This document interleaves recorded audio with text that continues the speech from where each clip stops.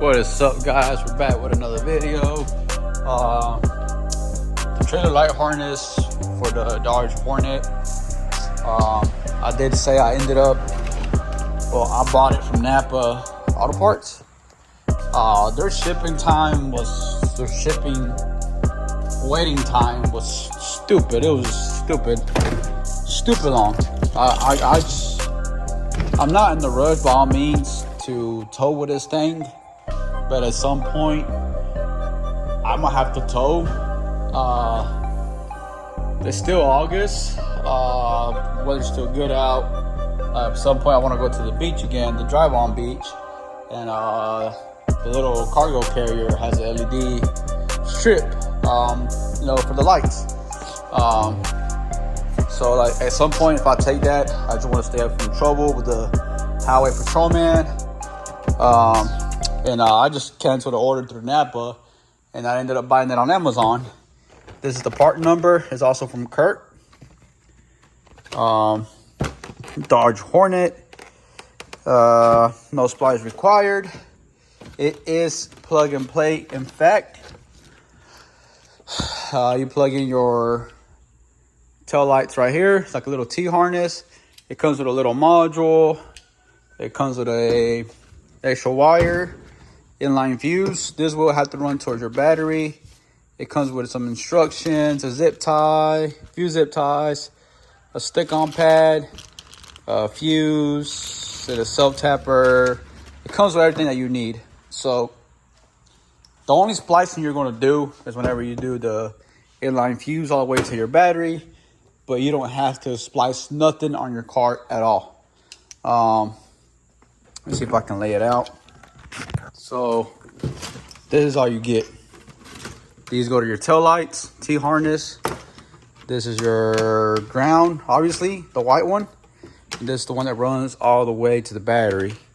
Then you just find a place to stick this on and roll on.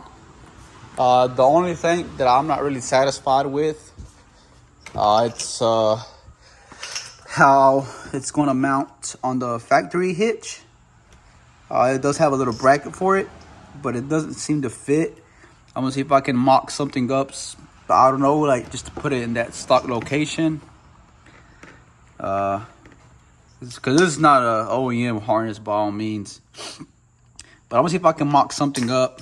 I made like a little bracket or something to like make it look as OEM as possible. Because I do not want to have it hanging down here. But we'll see what we get into. Splicing was my main concern. I don't like splashing wires if I don't have to. But let's get to it. Let's remember now, guys. I already took off the bumper once. I did say in the last video, I also wanted to remove the bumper again to add some more JB weld to it. But I think it's holding on pretty good. So I'm gonna just leave it alone. Eventually I will take it off again, just to mock up something to mount that harness on the stock hitch bracket. But so right now we're just gonna put it on and move on. Now, I'm not really familiar with what socket I used. Yep, it's a T27. I'm gonna take this off. Going to get my handy dandy impact adapter.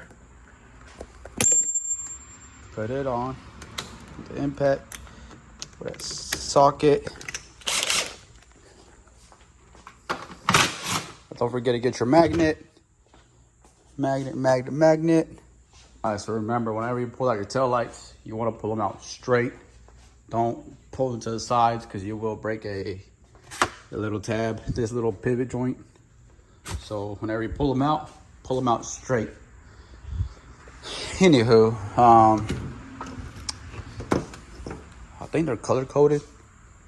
They are not. So you have some basic instructions here. Green, right turn signal. Yellow, left turn signal. So your greens will go to your right, and your yellows will go to your left. Like so. Green, yellow. Excuse me. Now let me see if I can fish it down there with a large zip tie, or I had a car antenna. Well, the car antenna probably just walked away or some shit.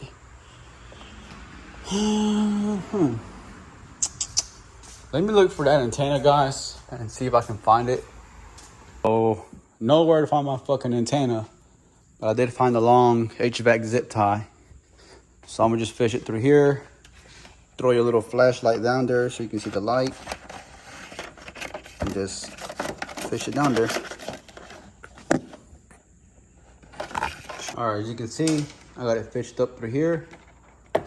Try to fish it up through the corner, guys, because whenever you plug it in, your plug ends up like right here.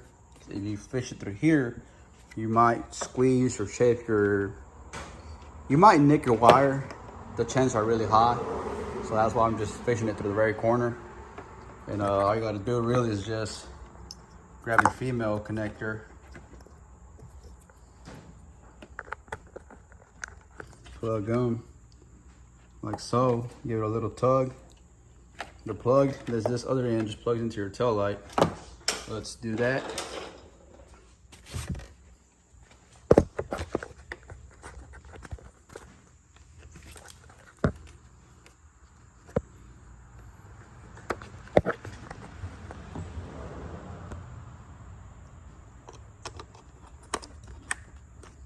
There you go.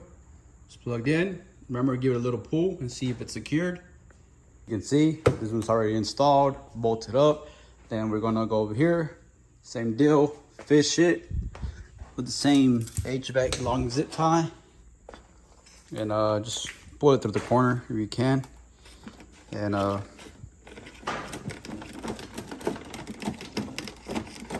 pull it through the corner if you can. See if I can find some light. I'm actually using the camera to see through the gap.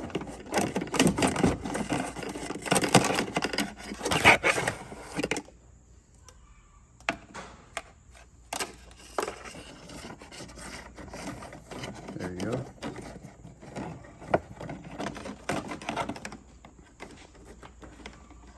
Then you gotta get your, if you have a creeper, use your creeper. If you're, don't give a shit, if you're not a sissy, you're not afraid to lay on the ground, you just lay on the ground. But I'm going to use my creeper.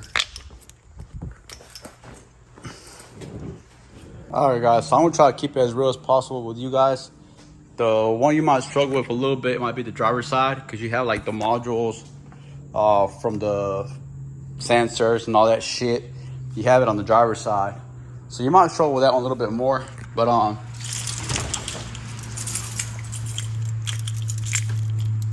you might struggle with this one a little bit more. All the lights still work. Eventually we'll try it out with the trailer or something. But I still got to run that wire to the battery and zip tie everything in the bottom. Zip tie everything in the bottom. Get some zip tie end cutters. And let's clean it up a little bit at the bottom.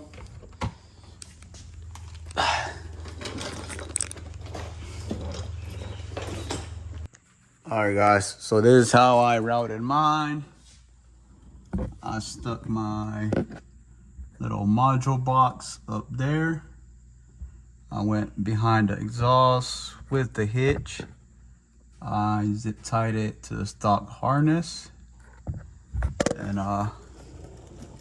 like I said, it went behind the exhaust. Not sure you can see anything, but there's a little cable behind the exhaust. And then my ground, I slightly lifted up this heat shield, and they provide you with a self tapper, snugged. And I put my heat shield back over it, you know, just to keep it from corroding, like if any water splashes or whatever. Then the only thing I got to do now is run this power wire to the battery, but I kind of want to leave that for another day. This car is not stupid low, but it's not the best either. If you have a lift, it'll be nice. But I think I'm gonna wait till I do the oil change on the car, and do the oil change, and I put on my ramps, and I do gotta do a tire rotation. So like I said, I'll probably just wait till I do my oil change and hook up this power wire all the way to the battery, and so I think that's what we'll do. But I think I'll show you guys the basic of installing this harness.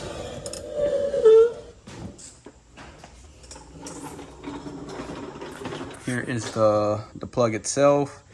I just tied it to where the chains go. And eventually I'm gonna try to see if I can come up with something like a squared grommet or some shit to put the harness there. But if I want to tow, it's there already. Now I gotta pick up all this shit. They do provide you with the fuse, a couple of zip ties, and whatnot. So I think you guys get the memo. I do gotta see if the tail lights still work, even though that thing is not plugged in. It should work, but we gotta find out.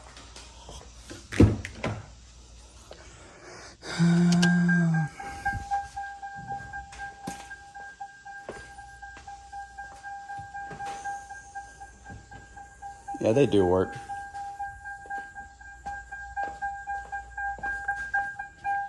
Four ways. Yeah, they do work, guys. So I think I'm gonna just wait and see if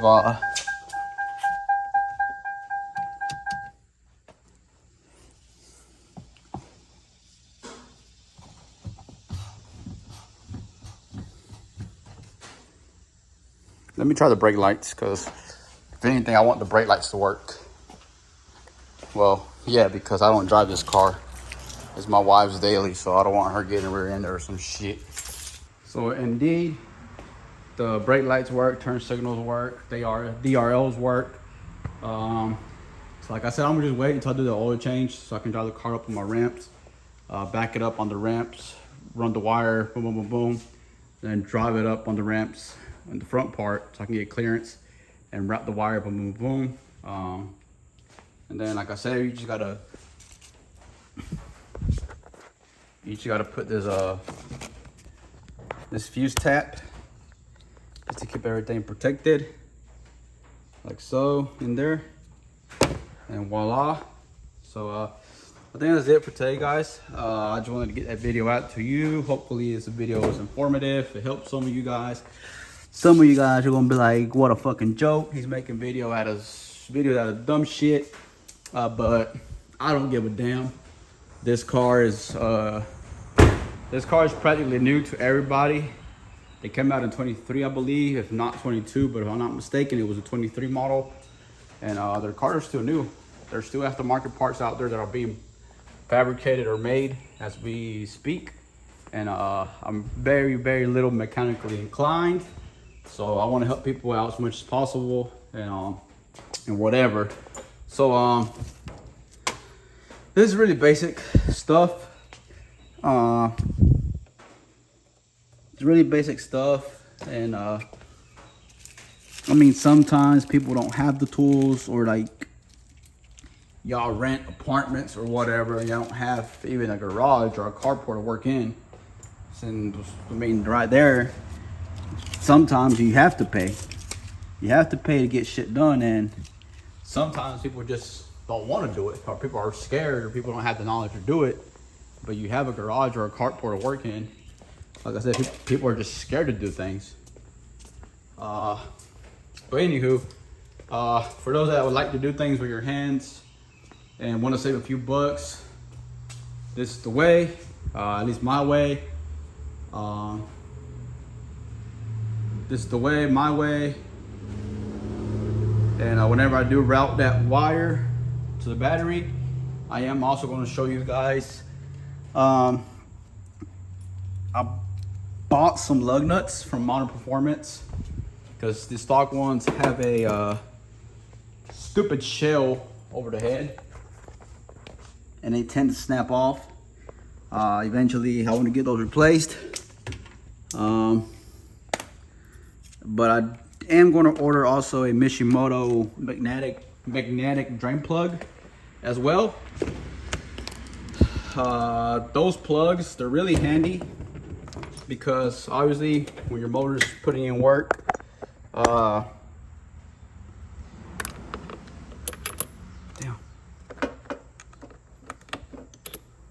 your motor's putting in work, it's creating friction, pretty much as metal to metal, but with a little coat of lubricant, which is oil.